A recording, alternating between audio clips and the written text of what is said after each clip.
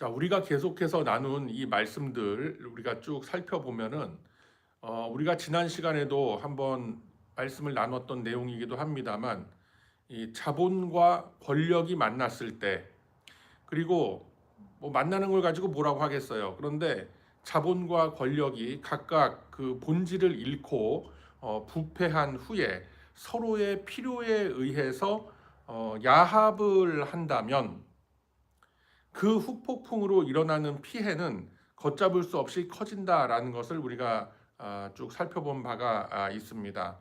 그래서 아하수에로 왕 그리고 하만 이렇게 등장을 하고 있는데 이들이 자신들에게 주어진 그런 권력을 자신들의 개인적인 어떤 욕구와 개인적인 소망과 바램을 위해서 공적 유익을 사적 유익을 위하는데 그렇게 이용하는 이제 그런 모습들을 우리가 쭉 보고 있는 것입니다. 자, 본문으로 돌아가서 본문의 12절 말씀을 보면은 그가 에스더의 말을 모르드게에게 첫째 달 30일에 죄송합니다. 제가 다른 페이지 첫째 달 30일에 왕의 서기관이 소집되었다라고 합니다. 그리고 하만의 명령을 따라 이렇게 되어 있죠. 그러니까 왕의 서기관이 소집이 되었다라는 것으로도 굉장히 큰 이 나라의 어떤 큰 움직임이 지금 벌어지고 있다라는 것을 우리가 알 수 있는 이제 그런 상황인데 거기에 하만의 명령을 따랐다라고 되어 있어요. 왕의 명령을 따른 것이 아니라 하만의 명령을 따라. 그러니까 하만이 자기가 이루고자 했던 자신의 어떤 사적인 어떤 욕망, 유익 이것을 위해서 왕이 가지고 있던 권력을 지금 남용하고 있고 어떻게 보면은 그 왕의 권한을 자기가 탈취해서 지금 마음껏 휘두르고 있죠. 그리고 각 지방의 관리와 각 민족의 관원에게 왕의 이름으로 조서를 쓰되 각 지방의 문자와 각 민족의 언어로 쓰고 왕의 반지로 인쳤다라고 되어 있죠. 그러면은 공식적인 어떤 나라를 통치하기 위한 공식적인 언어가 미국은 영어 아닙니까? 물론 제2 외국어로 뭐 불어나 스페니쉬나 뭐 그 좀 소수민족 중에서 숫자가 많은 뭐 중국인이라든가 베트남, 한국, 뭐 일본 이런 다양한 나라의 언어들이 미국에서 사용되고 있지만 오피셜하게 언어로서 이렇게 공식 지정되어 있는 것은 사실 영어죠. 그래서 모든 공문서라든가 이런 것이 다 영어로 작성되어 있고 모든 그 편지라든가 알림이라든가 이런 것이 영어로 그렇게 나가도록 되어 있습니다. 자, 그런데 여기 보면은 왕의 이름으로 최고 권력자의 이름으로 이제 알림이 나가는데 각 지방의 문자와 각 민족의 언어로 사용을 했다라고 하는 것은 그 페르시아 제국 안에 있는 모든 이방 민족들 그리고 모든 그 이민 커뮤니티가 정확하게 왕의 뜻이 무엇이고 무엇을 하고자 하는지를 정확하게 알게 하기 위함이었다라는 것을 우리가 엿볼 수가 있는 겁니다. 그리고 왕의 반지로 다 그 조서에다가 인을 쳤다라고 되어 있어요. 그렇게 되면은 이것은 결코 변할 수 없는 왕이 직접 내린 그러한 명령이니 이것은 꼭 지켜야만 하고 꼭 이행이 되어야만 한다라는 그런 이제 강력한 뜻이 담겨 있는 것입니다. 그래서 매우 구체적이고 직접적인 지시가 왕을 통해서 그리고 하만을 거쳐서 이렇게 온 이스라엘에 퍼져 나아가게 되었다라는 것을 볼 수가 있는 겁니다. 자, 13절 말씀에 보면은 이에 그 조서를 역졸에게 맡겨서 왕의 각 지방에 보냈다라고 되어 있어요. 이제 모든 지역에 다 발송이 됐다라는 것이죠. 12째 달 곧 아달월 13일 하루 동안에 모든 유대인들을 남녀노소를 막론하고 다 죽이고 도륙하고 진멸한다라고 되어 있어요. 죽이는 것뿐만이 아니라 도륙 진멸이라는 이런 무시무시한 단어까지 계속 사용을 해가면서 그 재산을 또 탈취하라라고 하면서 유대인들의 씨를 완전히 말려버려라라는 이제 그런 무시무시한 명령이 떨어지고 있는 것이죠. 자, 그래서 이렇게 보면은 12째 달 아달월 13일 하루 동안이라고 되어 있어요. 그런데 이 조서가 반포가 된 것은 첫째 달 30일이란 말이에요. 그러면 1월 30일에 반포가 된 것을 12째 달 12월 13일 하루 동안에 그렇게 이행을 해라라고 하면은 사실상 거의 그 뭐 11개월이 좀 넘어가는 그런 시간이 주어진 거 아니겠습니까? 그러니까 그만큼 철저하게 준비하고 대비해서 이렇게 그 왕의 명령, 그 유대인을 남녀노소를 막론하고 죽이고 도륙하고 진멸하고 재산을 뺏어라라는 이런 그 참 황당한 이런 명령을 올바르게, 그러니까 정확하게 이행을 시키기 위해서 그만큼의 준비 기간을 두고 아무도 모를 수 없게끔 이 계획에 대해서 그렇게 철저한 대비를 시켰다라는 것으로서 읽혀지고 있는 이제 그런 대목이기도 한 것입니다. 자, 14절에 보면은 조서의 초본이라고 되어 있어요. 그러니까 복사본을 얘기하는 겁니다만 사실은 이게 공식적인 행정 문서입니다. 그래서 아무도 이것을 바꿀 수가 없고 이 내용에 대해서 의심할 수가 없고, 왜냐하면 뭐 복사본마다도 전부 다 왕의 지장이 인장이 다 찍혀 있기 때문에 이건 법적 효력을 발휘할 수밖에 없는 그런 공식 문서라는 것이죠. 그래서 이러한 공식 문서를 모든 민족에게, 그러니까 페르시아 제국 안에 있는 모든 이민 커뮤니티마다 다 이런 걸 보냈다라고 되어 있어요. 그래서 이러한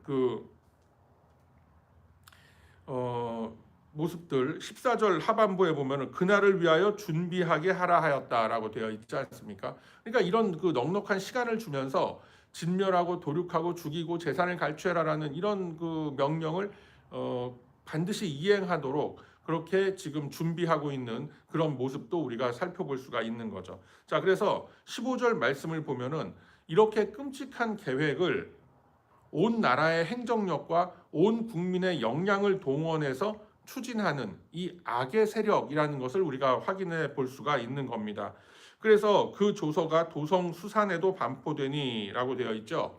그러니까 도성 수산에도 수산궁에도 반포가 됐다라는 것은 이런 의미입니다. 지금으로 치자면 정부 종합청사 온 관료들에게 다 배포가 되고 다 선포가 됐다라는 이제 그런 의미로서 우리가 받아들일 수가 있는 것입니다.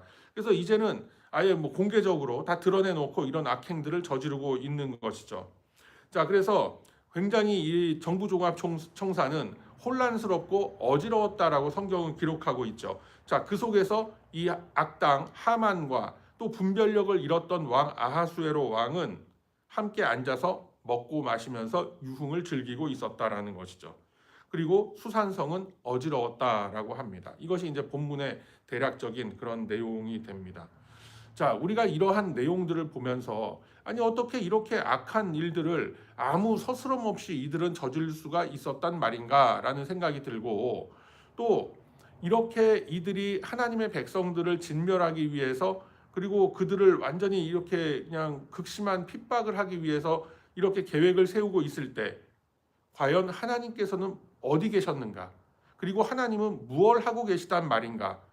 자기 백성들이 절체절명의 위기 앞에 닥쳤는데 하나님의 모습은 보이지 않고 하나님의 이름은 불려지지 않고 하나님께서 주시는 어떤 말씀 이런 것도 누군가를 통해서 선포가 돼야 되는데 전혀 그런 모습이 보이지 않고 있다라는 것이죠. 그래서 이러한 모습을 보면서 우리가 하나님의 말씀 없고 하나님의 이름이 주어지지 않고 하나님은 마치 침묵하고 방관하시는 것처럼 우리가 생각될 때가 분명히 있다라는 것입니다.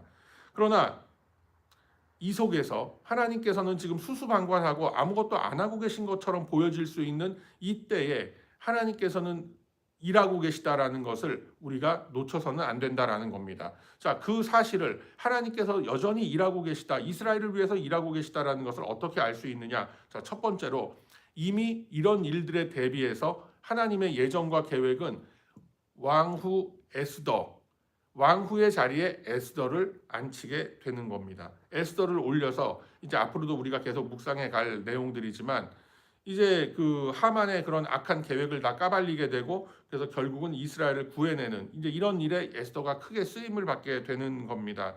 그리고 모르드게, 에스더의 삼촌이죠. 모르드게를 대궐문에 앉혔다라고 되어 있어요. 대궐문에 모르드게가 앉아 있다라는 것은 모르드게도 입각을 해서 이제 어떤 관료의 자리에 있는 겁니다. 그래서 정부 내부에서 일어나는 이런 일들을 다 미리 엿듣게 하고 미리 정보를 입수하게 해서 그에 대한 대책을 세우도록 하는 그런 자리에 모르드게를 또 세웠다라고 우리가 볼 수가 있는 겁니다. 그리고 이런 것들을 전부 다 기록을 남겨서 하나님의 백성들이 어떻게 살아가는 것이며 그 속에서 하나님께서는 이 백성들의 구원을 위해서 이 백성들의 안녕을 위해서 어떻게 일하고 계시다라는 이런 역사적인 것들을 하나님께서는 분명히 다 기록을 할 수 있게끔 이 모르드게를 통해서 그리고 에스더의 왕후됨을 통해서 우리에게 다 보여주고 계시다라는 겁니다. 자, 그래서 이런 것들을 보면서 아니 그러면 하나님께서는 수수방관하고 계시지는 않는다. 침묵하고 계시는 것만은 아니고 나름대로 보이지 않는 곳에서 다 일하고 계시는구나라는 것을 우리가 깨달을 수가 있다라는 거예요. 그러면은 애시당초에 하나님은 왜 이런 악을 싹쓸 미리 그냥 짓밟아서 이런 악이 성행하지 못하도록 좀 그렇게 하시면 얼마나 이게 편할까라는 그런 의문도 우리가 분명히 들고 있다라는 것이죠. 자, 그런데 하나님께서는 이 악을 막지를 않으세요. 그리고 방치하지도 않으세요. 어느 정도의 때가 되고 시점이 되면은 분명히 하나님께서는 말씀을 주시거나 아니면 당신의 어떤 일꾼들을 부르셔서 분명히 이 일이 잘못됐다라는 것을 알리고 또 이 일들을 바로잡기 위해서 어떤 액션들을 누군가를 들어서 꼭 역사를 이루어 가시더라라는 것을 우리가 성경 전면의 역사를 통해서 볼 수가 있게 되는 겁니다. 자, 여호와 이레의 하나님께서는 비록 묵과하시는 것 같고 이런 악이 성행하는 거에 대해서 그냥 침묵하고 계시는 것처럼 우리가 보여질 수는 있고 그렇게 느낄 수는 있지만 역사의 큰 흐름을 하나님은 항상 준비하고 계시다라는 것입니다. 주일 설교 때도 제가 내일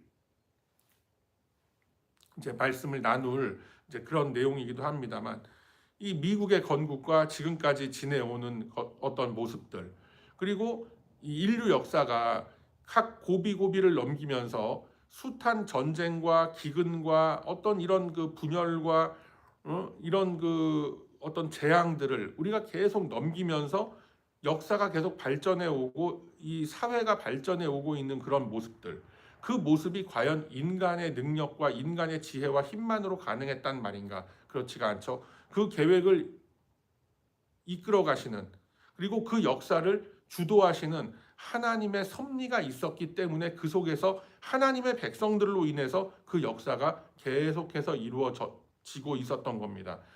이제 이런 이야기를 나누면 많은 분들이 의문이 들어요. 아니 유대인을 학살한 그 악마 같은 히틀러 같은 경우에는 그 도대체 하나님은 도대체 어디 계셨단 말인가? 근데 이거를 이제 큰 역사의 흐름 속에서 봐야 된다라는 거예요. 그런 어떤 단편적인 하나의 사건을 들고 와서 야 이런 일이 벌어졌는데 이렇게 사람들이 죽어가고 이렇게 억울한 일들을 당하고 했는데 그때 하나님은 어디 계셨단 말인가?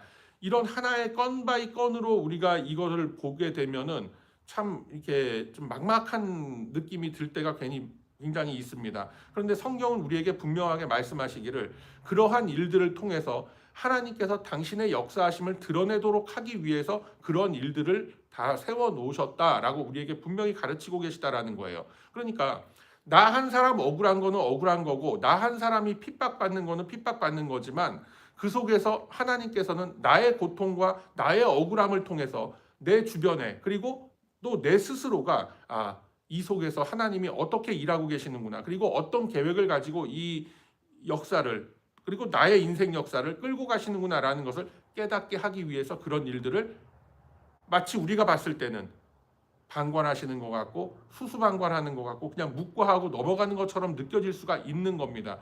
왜냐하면 우리의 삶은 유한하다라는 거예요, 여러분. 뭐 한 90년, 100년 사는 거 아니에요. 길게 살아봤자. 그리고 짧게 뭐 하면은 뭐 더 이상 말할 것도 없는 거고. 그렇지만 하나님께서 이끌어 가시는 그 역사의 흐름이라는 거는 수천 년, 수만 년이라는 거예요. 그렇기 때문에 그 속에 하나의 그 순간과 같이 점처럼 흘러가는 나의 이 살아가는 한 순간을 놓고 물론 하나님께서는 나라는 한 영혼도 사랑하시고 진짜 천하의 모든 것보다도 집중해서 나를 보시고 나의 기도를 들으시고 간구를 듣고 계시고도 하지만 그 속에서 하나님께서 이루어 가시고자 하는 뜻을 나를 통해서 그리고 내가 지내고 있는 나에게 주어진 이 시간의 공간을 통해서 하나님은 계속해서 일을 하고 계신 거예요. 그 속에서 나는 지나가는 거예요.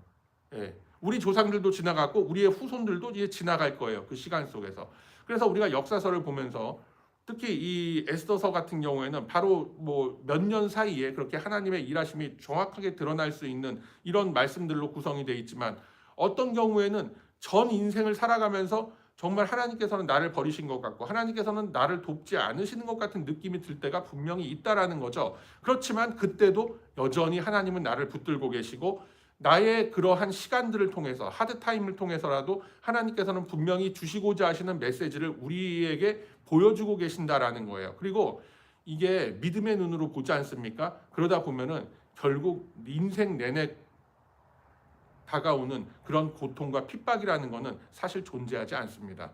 그것은 우리를 창조하신 하나님께서 성경 말씀에 분명히 기록해 놓으신 말씀이에요. 고린도전서를 보세요, 여러분. 감당 못할 시험은 애초에 허락하지도 않으실 뿐더러 시험 당할 때쯤에 능히 피할 길을 내사 감당케 하셨다라고 성경은 분명히 우리에게 선언하고 있는 겁니다. 그렇기 때문에 나에게 달려 있는 거예요. 이 고난을 아이고 내 팔자야, 아이고 내 팔자야 하면서 그냥 뭐 고무신짝 두드려가면서 곡을 하고 있다 그러면은 그 뭐 누가 뭐라고 어떻게 뭐 말릴 수가 있겠어요? 그렇지만 하나님의 역사하심은 그게 아니다라는 거예요. 내가 어떠한 관점으로 이것을 바라보는가. 지난주 주일 설교 때도 말씀드렸지만 셀카를 찍고 싶은데 이걸 화면을 안 돌리고, 지금 제가 이 영상 여러분들에게 송출하는 것도 일종의 그 셀카 비디오 모드로 해서 전면 카메라를 보면서 지금 하고 있는 거거든요. 그런데 후면 카메라가 보이게끔 돌려놓고 저 셀폰은 왜 셀카 기능이 없나 보다. 이거 어떡하냐, 이거 갖다 버리든지 다시 다른 걸로 바꾸든지. 얼마나 어리석냐는 거예요. 우리 인생이 바로 그렇다라는 겁니다. 자, 그래서 하나님이 침묵하고 계실 때가 있는 것처럼 느껴지잖아요. 그게 하나님의 무능하심이 아니라는 거예요. 하나님의 부재하심이 아니라는 겁니다. 하나님께서 다 그 속에서 지켜보면서 그 다음 스텝을 계획하고 계시다라는 거예요. 악을 수수방관하고 그렇게 그냥 묵과하고 계시는 것이 아니라 하나님께서 주시는 그 은혜의 값어치, 그리고 하나님 중심의 삶이 얼마나 귀하고 복되다라는 것을 우리에게 깨닫게 하기 위해서 하나님께서는 마치 우리의 시각으로 봤을 때는 수수방관하시는 것 같고 그냥 침묵하고 그냥 뭐 버려두고 계신 것처럼 느껴질 수가 있긴 하지만 절대 그렇지 않다라는 것을 우리가 이 역사서의 말씀을 통해서, 그리고 지금 유다 민족이 페르시아 제국 안에서 엄청난 지금 위기 속에 몰려있는 이러한 장면들을 통해서 우리가 분명히 짚어내야 하는 그러한 대목이다라는 걸 여러분 꼭 기억하시기를 바랍니다. 자, 성경 시간상 제가 성경은 찾지 않겠습니다만 로마서 1장의 말씀에 보면은 이 혼란과 이 죄악이 만연한 가운데에서도 하나님께서는 그 백성들을 계속해서 모으시고, 또 하나님의 계획과 하나님의 예정과 선택에서 비껴난 사람들이 그렇게 뭐 살도록 그냥 이렇게 내버려 두신다, 뭐 이런 무시무시한 말씀도 담겨 있기는 합니다. 자, 그런 가운데에서 우리는 항상 이걸 바라봐야 돼요. 하나님께서는 이 혼란과 어둠 속에서도 믿음의 백성들을 모으신다라는 거예요. 이 혼란과 이 악의 운동이 없으면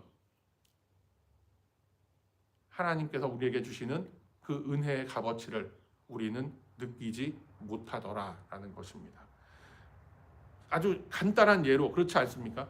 굶어봐야, 사람이 배가 고파봐야 이 집밥이, 어머니 밥이 얼마나 귀하다라는 것을 우리가 느끼지 않습니까? 그런 겁니다.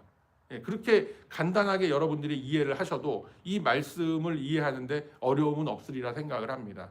그래서 하나님의 침묵이 결코 하나님의 무능하심과 무관심과 수수방관하심이 아니다라는 것, 그 속에서도 하나님께서는 계속 합력하여 선을 이루어 가시기 위해서 모든 이 권세와 정사를 붙들고 하나님께서는 역사를 이루어 가신다는 것, 여러분 꼭 기억하시길 바랍니다. 해서 우리가 이 시간 우리의 기도 제목들, 그리고 우리의 살아오고 있는 이 시간들을 돌아보면서 하나님께서 내가 지금 고통당하고 있을 때, 내가 이렇게 마음이 고통스럽고 슬프고 불안하고 공허하고 이런 가운데 있을 때에도 하나님께서는 여전히 나를 위해서 뭔가 선한 길을 준비하고 계시는구나. 그것을 내가 말씀 속에서 성령의 조명하심을 받아서 내 것으로 만들어야 되겠다라는 것.